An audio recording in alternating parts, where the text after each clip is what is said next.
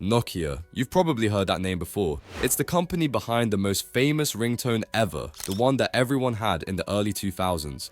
Back then, Nokia wasn't just another phone company, it was the phone company. They dominated over half of the global mobile market, selling more than 100 million phones every single year. At their peak, Nokia was worth nearly $300 billion. But things took a turn, and it wasn't a small one. As smartphones started to take over, Nokia's sales didn't just dip, they plummeted.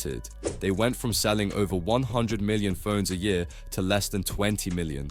Their revenue fell even harder, dropping from $60 billion to just $6 billion. They were losing money so fast that Microsoft had to step in and buy their phone business, hoping to save it. But even Microsoft couldn't make it work and ended up writing off billions. Yet, despite all of this, Nokia is still around today, worth over $20 billion. They're even back in the phone market and doing surprisingly well. How did this once dominant giant survive such a downfall? Let's take a look at what went wrong with Nokia and how they managed to stay alive.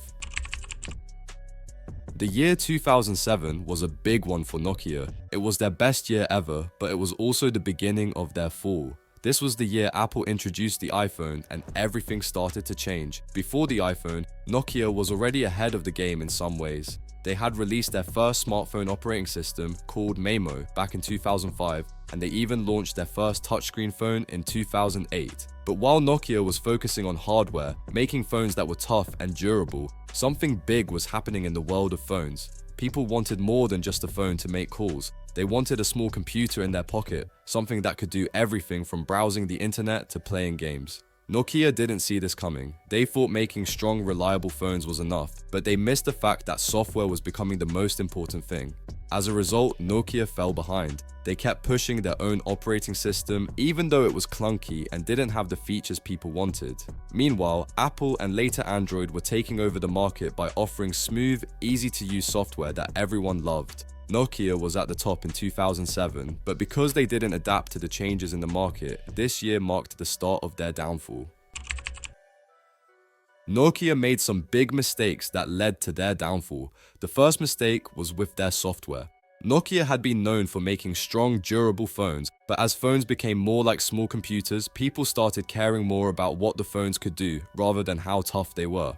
Nokia didn't understand this shift. Instead of adopting Android, which was becoming popular, they stuck with their own operating system, Symbian. Symbian was clunky, hard to use, and lacked basic features. More importantly, it had very little support from developers, which meant there weren't many apps available for users. People wanted phones that could do more, and Nokia's software just couldn't keep up. But it wasn't just the software where Nokia dropped the ball. They also fell behind on hardware. While other companies were upgrading their phones with the latest technology, Nokia was slow to make changes. For example, they were still selling phones without 3G capability at a time when iPhones and Androids were already moving on to 4G. This made Nokia's phones seem outdated and unattractive compared to the competition. Branding was another area where Nokia struggled. While Apple had the iPhone and Samsung had the Galaxy, Nokia's phones had confusing names like the Nokia 5800 Express Music or the Nokia 808 PureView. These names didn't mean much to the average person, and they didn't create the same kind of excitement or loyalty that the iPhone or Galaxy brands did. In the end, Nokia's failures in software, hardware, and branding all combined to push them out of the lead in the mobile phone market. One of the biggest reasons for Nokia's downfall was their overconfidence. They were so sure that their brand name alone would keep them on top that they didn't see the need to change. At the time, Nokia was almost synonymous with mobile phones. People trusted the brand, and Nokia thought that this trust would continue no matter what. But they were wrong.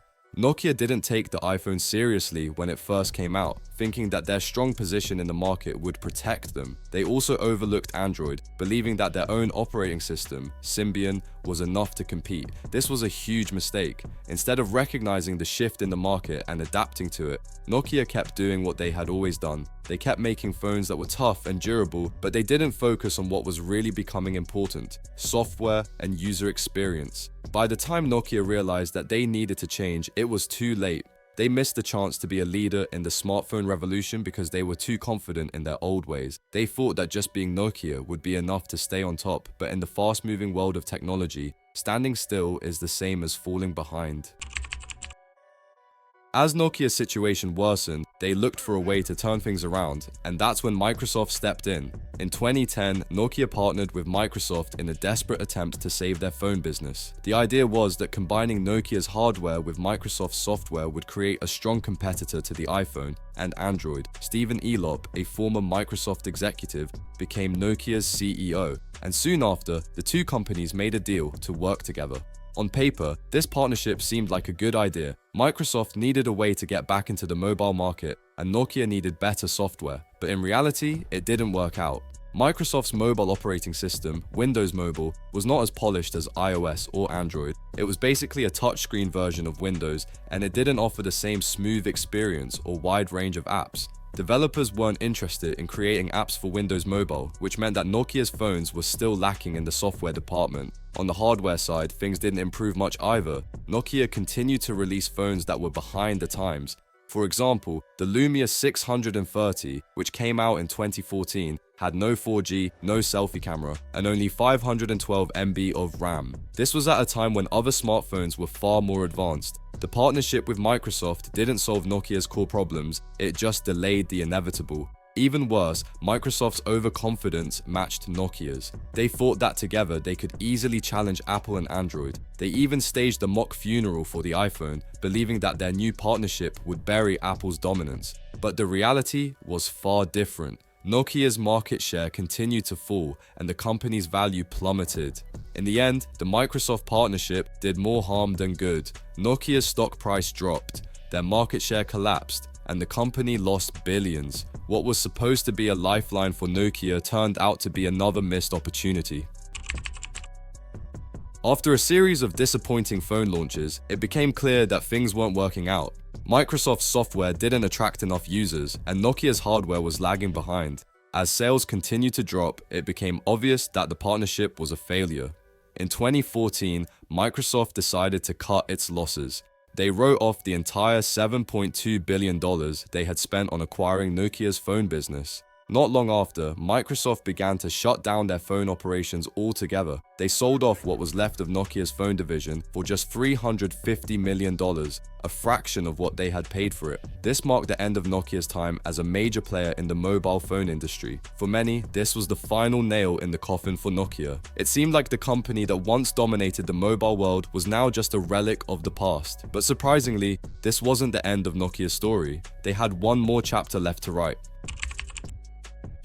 After the collapse of their phone business, Nokia found themselves at a crossroads. With their main product line gone, they had to figure out a new direction. Instead of giving up, Nokia chose to focus on something they still had: networking equipment. They decided to rebuild their business by pouring all their resources into this area. Nokia's hard work paid off. They became one of the leading players in the telecommunications equipment industry, competing with giants like Huawei and Ericsson. In 2017, Nokia even returned to the Fortune 500 list, proving that they were still a force to be reckoned with. But that wasn't all. Nokia made a comeback in the phone market too. After Microsoft's exit, some former Nokia executives created a new company called HMD Global. They partnered with Foxconn and brought Nokia back to life with a new line of Android smartphones. These phones weren't trying to compete with the latest iPhones, but they found success in the budget market. Nokia was back, not as the leader it once was, but as a strong, reliable brand that had survived against all odds. It's clear that Nokia's journey is a story of rise, fall, and unexpected survival. They went from being the world's top mobile phone maker to nearly disappearing, only to reinvent themselves and make a comeback. That's it from us on this deep dive into Nokia's history, and if you want to see more stories like this, don't forget to like, subscribe, and hit the notification bell for more videos. Thanks for watching.